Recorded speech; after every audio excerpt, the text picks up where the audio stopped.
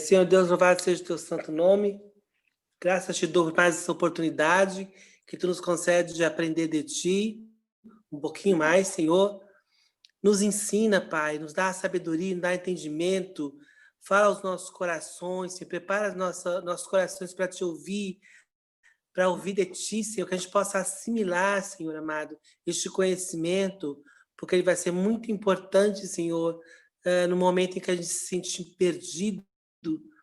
A gente tem que cada vez mais enraizar, Senhor, na tua palavra, Senhor, ficar firme na rocha, vencer todo vento contrário que vem contra a gente, Senhor, todo vento de doutrina que não é verdadeira, Senhor amado, nos protege, nos guarda, nos livra de todo mal. Seca-nos por trás e por diante, Senhor. Abre nosso entendimento, ilumina a nossa fé.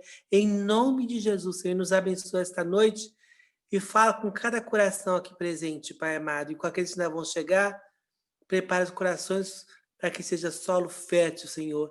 E que receba a tua palavra com alegria, esse ensinamento com alegria, Senhor. E que ele sirva para alguma coisa na sua vida, nessa caminhada com Cristo. Em nome de Jesus. Usa-me, Pai, conforme a tua vontade, em nome de Jesus. Amém. Glória a Deus. Bom, nós vamos falar hoje, nós estamos falando sobre religiões, seitas, heresias, né? E hoje a gente vai fechar com a teologia liberal, tá? Ou o liberalismo teológico. Eu só queria ler antes o 2 Timóteo, já está até aí na tela, que já foi uma advertência dada por Deus através de Paulo, né? Falando a Timóteo, 2 Timóteo 4:3, que ele avisa, né? Porque virá tempo em que não suportarão a sã doutrina, mas, tendo comichão nos ouvidos, amontoarão doutores conforme as suas próprias concupiscências. Então, o apóstolo Paulo... Então, aí já é um aviso de Deus que, nos últimos tempos, aconteceria de pessoas não suportarem a sã doutrina, ou seja, a doutrina verdadeira, a ortodoxia, e começaria a ter comichão no ouvido para escutar outras coisas. Eu quero ouvir, estou cansado da palavra de Deus, eu quero ouvir coisas diferentes. E vai vir doutores, né? E vai ensinar coisas diferentes, porque as pessoas querem ouvir não essa doutrina, mas eles querem ouvir outras coisas, né? Que agrada, né? Porque a gente, quando tá aprendendo da palavra de Deus, a gente vai ouvir o que Deus quer falar ao nosso coração, não o que eu quero ouvir. Não importa o que eu quero ouvir, eu tenho que ouvir o que Deus quer falar comigo, né? É isso que é importante, porque Ele tem alguma coisa para nos falar, para nos ensinar, e a gente tem que ser sustentado pela palavra de Deus, não por qualquer palavra, né? Então, aí, na introdução, a gente tem que entender. Então, o liberalismo teológico, ele já é antigo. Ele tem começa lá em René Descartes, né, que chama. Alguns estudiosos acreditam que a obra de René Descartes, tá, o discurso sobre método, foi o ponto de partida do liberalismo teológico, e que teve seu declínio já em 1900, aí está 1800, mas é 1930. Foi a última escola que ainda resistiu até 1930, o liberalismo teológico, tá? Agora eu tenho que falar um pouquinho antes, porque a gente tem que começar de lá para cá, né? Até chegar aqui, a gente tem que dar o pano de fundo, né?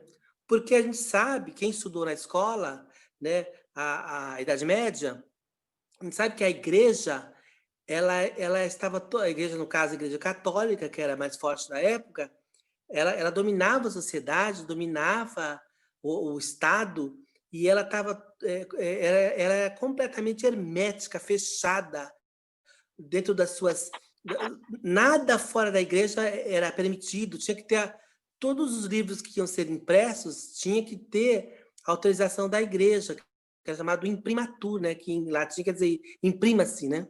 Tinha que ter essa permissão. Então, os estudiosos da época, eles eram muito sufocados com a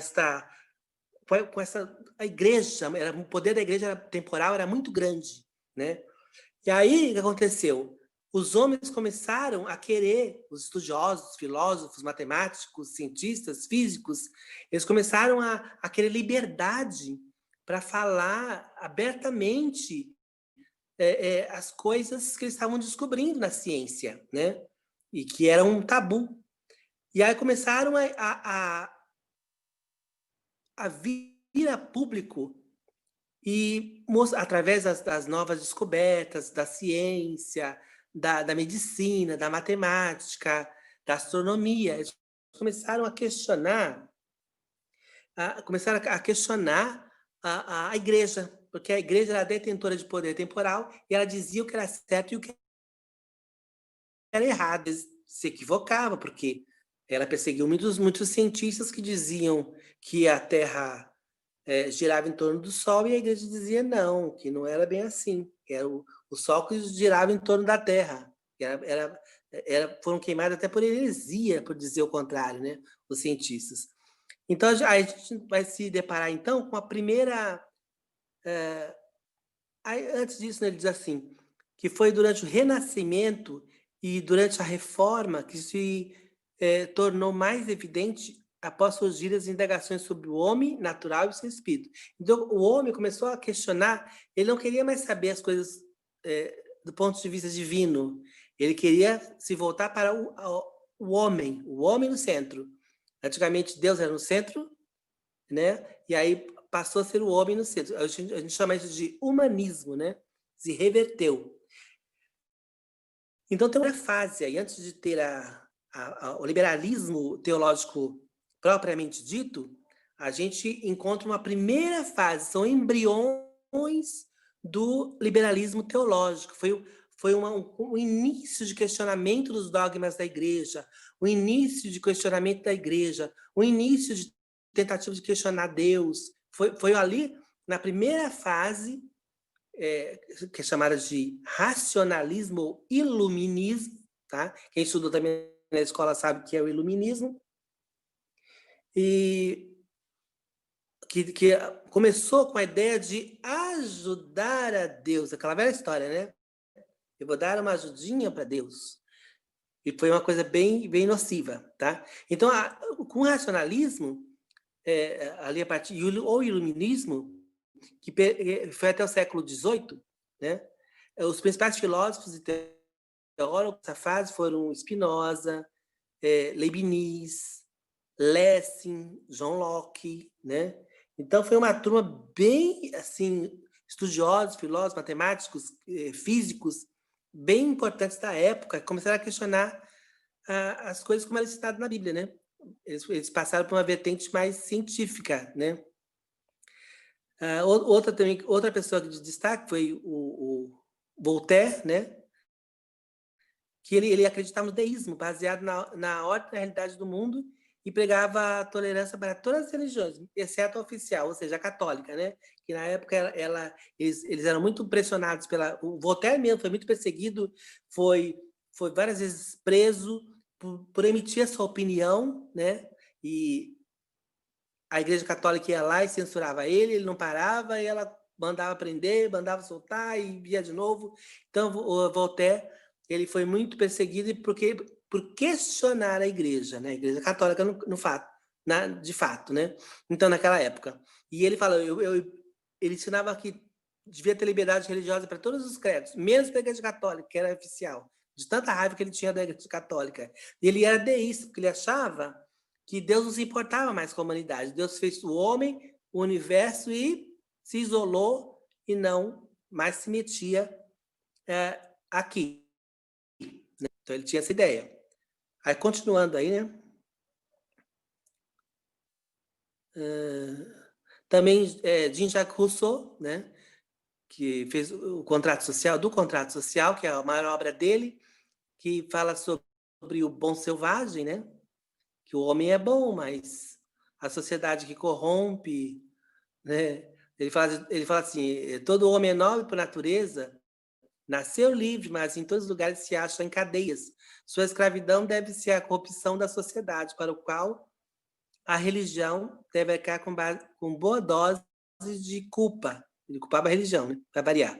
Assim, as crianças devem ser criadas fora da influência danosa da igreja. Olha o pensamento dele, de tanta raiva que ele tinha dos conceitos católicos na época, né? Da religião, de uma forma geral, né? O iluminismo visava, assim, tirar Deus do centro, que era tinha a igreja ensinava, né? E colocar a razão humana em seu lugar. Então,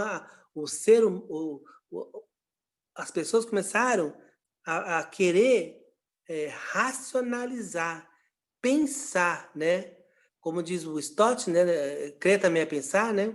Então, eles começaram a querer raciocinar com a cabeça dele, não o que a igreja impunha na marra de cima para baixo. Eles tinham que aceitar, porque se não aceitasse, eles iam. E eles queriam modificar essa situação, né? Então, quando veio também a reforma protestante, foi também uma forma de entregar a Bíblia para o cidadão comum, para que houvesse uma livre leitura da palavra e que a pessoa tomasse as conclusões lendo a Bíblia, não escutando as homilias, as pregações no púlpito somente, mas fazer que nem os bereanos, ir lá e ver se aquilo estava batendo, se era verdade, né? Continuando, lá em Romanos 12:1, né? Esse está na segunda fase. Lá em Romanos 12:1 diz que nosso culto tem que ser racional, né? Então a gente também, a gente não está falando mal da razão, do uso da razão, né? A gente está falando mal do racionalismo, porque a gente está falando do racionalismo, que é uma coisa que coloca a razão acima de Deus, é diferente, tá? Mas Paulo, em Romanos 12:1, fala que o nosso culto tem que ser racional. Aí entra a segunda fase. Então, esse pano de fundo todo que a gente tá vendo, iluminismo, racionalismo, renascimento, humanismo, esse foi o pano de fundo para que se introduzisse a liberalismo teológico, que a gente vai entrar na segunda fase, né? Essa segunda fase é onde acontece realmente a teologia, né? Eles criam a teologia liberal, tá? Bom, primeiro aí, vamos para a próxima, né? Próximo slide, né? Ah, tá aí. Peraí, volta só um pouquinho, que eu não li ali um pedacinho, né? Então, conhecido como o modernismo foi nada mais que a evolução natural do racionalismo, do deísmo e do iluminismo, né? Ele tem essa herança lá atrás, né? Aí, continuando, começa com Immanuel Kant, né? Que a gente já também conhece. Ele passa a criar o conceito de ética moral das religiões. Então, ele acreditava que a religião, como ser natural e universal, não podia ser exclusividade só do cristianismo, já que todas as religiões também tinham esses conceitos de moral, né, e ética, né? Então ele vai substituir a religião por um conceito de moral e ética. Agora, então Kant, né, vai escrever A Crítica da Razão Pura, e é o livro mais importante dele, né? E ele vai falar sobre isso nesse livro. Agora, o primeiro teólogo que iniciou a teologia liberal, né, foi justamente, eu acho engraçado que esse movimento ele foi se formando dentro da igreja, tá? Geralmente na igreja alemã, os luteranos. O primeiro deles foi o Schleiermacher, né? Friedrich Schleiermacher. Ele foi considerado o pai da teologia moderna protestante. Ele é que vai iniciar o liberalismo teológico, né? Ele acreditava que todas as religiões eram boas, mas o cristianismo era superior. Então ele acreditava que havia que não era para descartar as outras religiões, porque havia esse conceito também da divindade, né? De busca de Deus nas outras religiões. Ele acreditava que o cristianismo era superior, mas também não descartava as outras religiões. Então, ele fazia tipo o ecumenismo, né? Ao tentar eliminar o dualismo, ele faz as seguintes afirmações, né? O dualismo entre matéria e espírito, né? Ele não acreditava em matéria e espírito separado, ele acreditava que era uma coisa só. Então, ele vai dizer, afirmar, logo mais abaixo,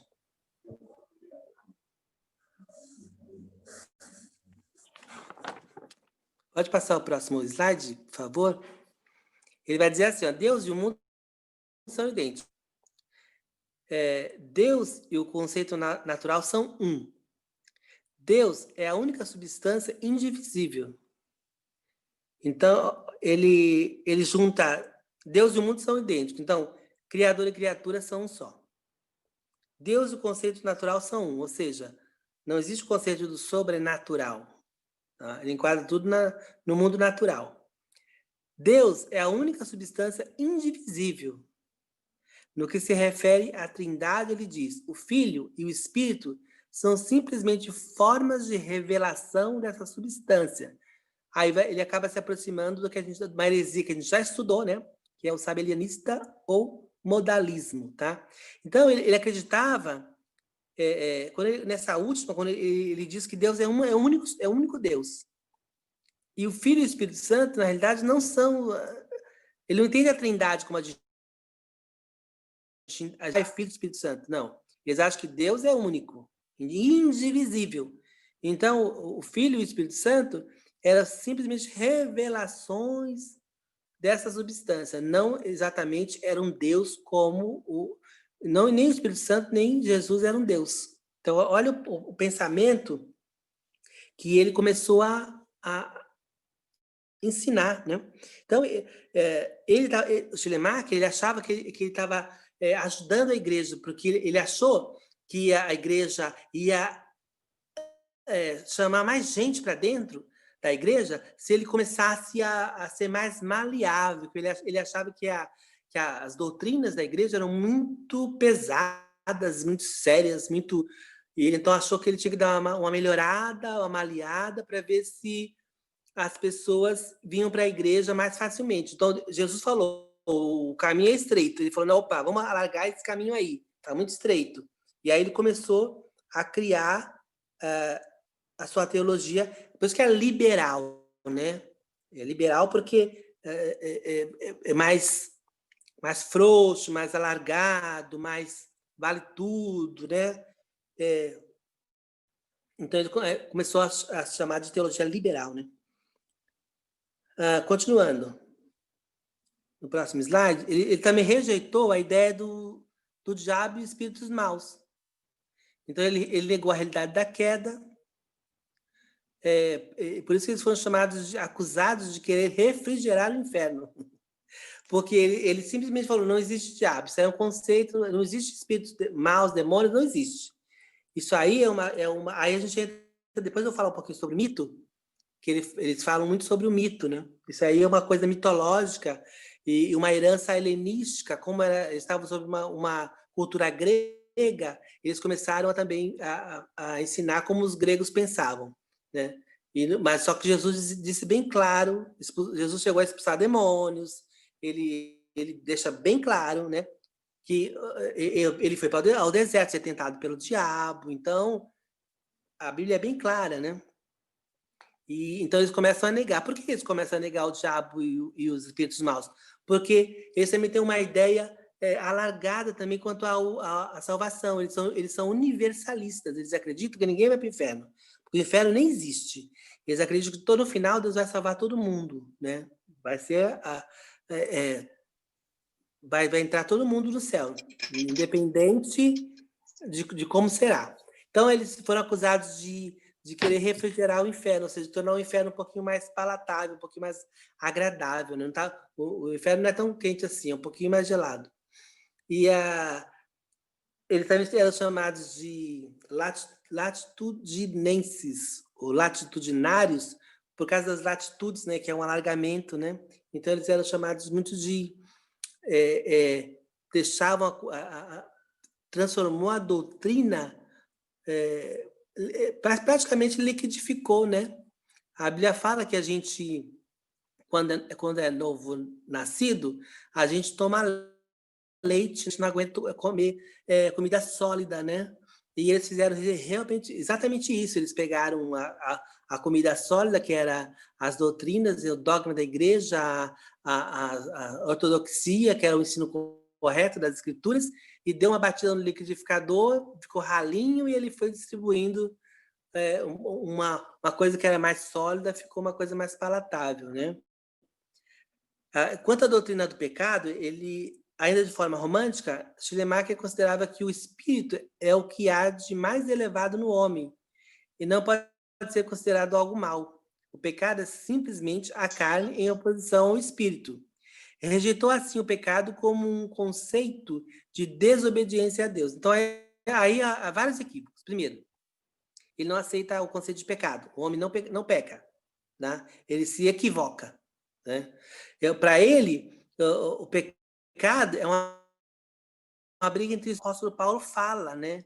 Ele fala que a carne milita contra o espírito milita contra a carne, tudo bem? Mas como é que eu venço a carne?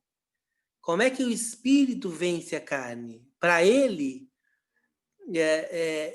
como o homem tem um espírito elevado, então, naturalmente, ele vai aprender a lidar com isso e vai melhorando. Ele vai melhorando usando a Cristo somente como exemplo superior, tá? Então, ele vai olhando o exemplo de Cristo, ele vai mudando e vai vencendo a carne. Só que a gente sabe que isso é impossível. A Bíblia fala que a gente não tem poder para vencer a carne por nós mesmos, tem que ser pelo Espírito Santo de Deus, né? Então, já tem um erro aí. E considerar também o homem um ser elevado, outro problema, porque todos os pecados destituídos estavam da glória de Deus. A queda do homem deixou, caiu dessa pose de elevado, ele teve uma queda no meio do caminho, né? Ele fala, então, aí que, dessa forma, ele rejeitando o conceito de pecado, se não há pecado, também não tem, não há necessidade de Cristo salvar ninguém nem perdoar pecado. Tá? Então, ele rejeita o conceito de pecado como desobediência a Deus. Então, o conceito do pecado primeiro, do pecado original, Adão, Eva foram lá e desobedeceram uma palavra de Deus que falou para eles não fazer, eles foram e fizeram. Então, o princípio do pecado, o pecado original, é a desobediência, tá?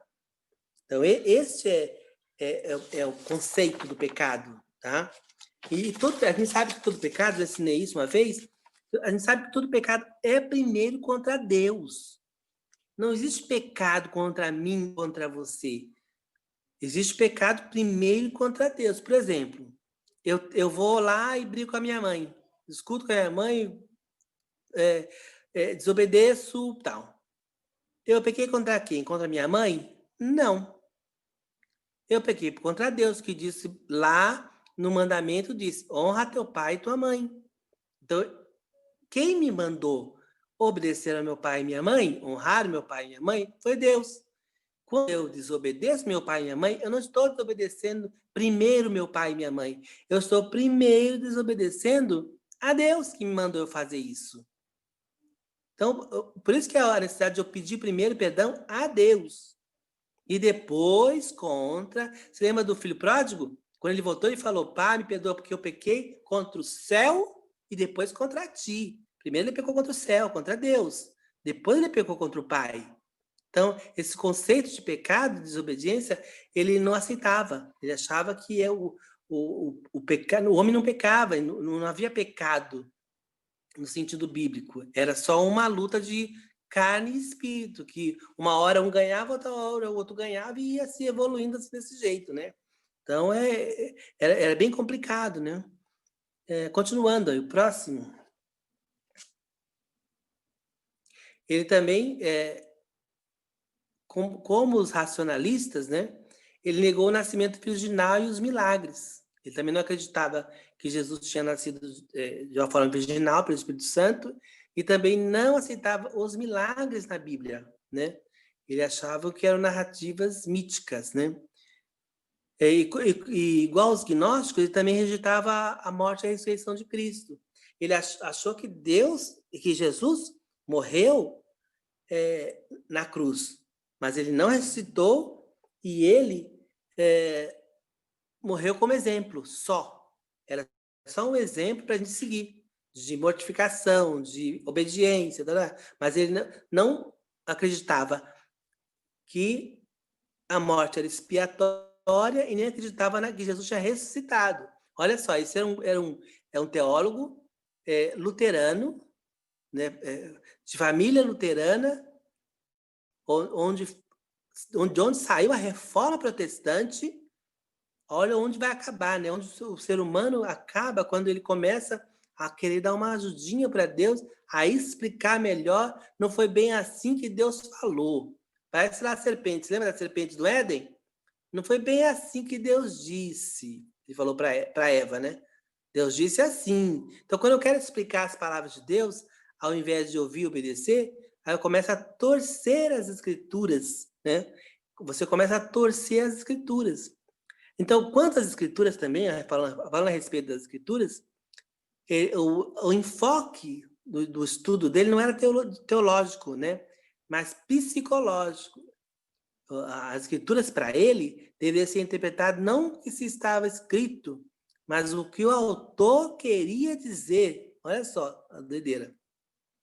Então, com isso, ele negava a inspiração da Bíblia. Porque se a Bíblia fala que toda a escritura é divinamente inspirada, ela foi inspirada. Esses homens escreveram inspirados por Deus. Aí chega ele e diz, não foi bem assim. Você tem que entender que quando ele estava escrevendo, havia uma intenção no coração dele. Essa intenção era humana, não tem nada a ver com Deus. Deus não inspirou. Eles escreveram o que eles queriam escrever. Então, se eles escreveram o que eles queriam escrever, que tem erros, é uma coisa que pode ser combatida e dizer, olha, isso aí era só para a época de antigamente. Isso não é para a nossa época. Aquela época era muito atrasada, tinha uma cultura muito atrasada, e não sei o quê. Aí você começa, não sei se vocês já ouviram falar, né? O pessoal fala assim, mas Paulo era machista. Aquela época era muito atrasada, a Bíblia não, era muito machista. Por que Deus é pai? Não, porque Deus não é mãe, né? Então tem uma linha liberal aí, em que aí na igreja, na realidade, em vez de ler lá o pai, quando fala que Deus é pai, as pessoas colocam mãe, que Deus é mãe, porque senão fica muito machista. Aí vai abrindo essas brechas para você fazer o que você quiser com as escrituras, né? Você começa a inventar, torcendo as escrituras, como diz o apóstolo Paulo, porque ele não está ensinando as escrituras, ele está torcendo as escrituras. É diferente, tá? Aí ele continua, então. Então ele vai negando. Vê só, olha só como é nociva essa teologia liberal. Primeiro, ele diz que a Bíblia está errada. Ele diz que Jesus não é Jesus. Ele foi um homem comum, não é Deus. E que Deus não é Deus também, porque esse Deus é um Deus que criou o universo, fez tudo e se ausentou. Falou, tchau, agora vocês cuidam da terra, né? Não me intrometo mais, vocês se virem. Então ele vai tirando do cristianismo toda a base doutrinária, todos os dogmas principais, ele vai batendo em um por um para tentar destruir, né, esses dogmas. Isso que, no final, a teologia liberal, ela queria ajudar e acabou destruindo com os princípios da Bíblia, né?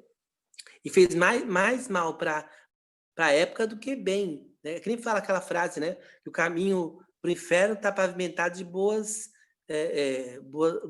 intenções, né? A pessoa está cheia de boas intenções, mas não são as intenções de Deus. Não é o que Deus pensa, não é o que Deus ensina nas Escrituras. Eu não posso substituir o ensinamento de Cristo pelo meu. O meu não interessa. O que eu acho não interessa. O que eu penso não interessa. Eu tenho que saber o que Deus pensa, o que Deus quer. Essa tem que ser a nossa teologia, né?